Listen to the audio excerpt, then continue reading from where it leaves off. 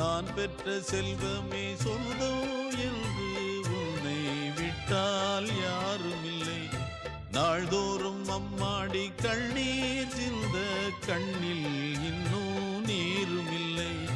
காயங்கள் காலம் முழுக்க ஆறாதோ, நான் செய்த பாவ கணக்கும் தீராதோ.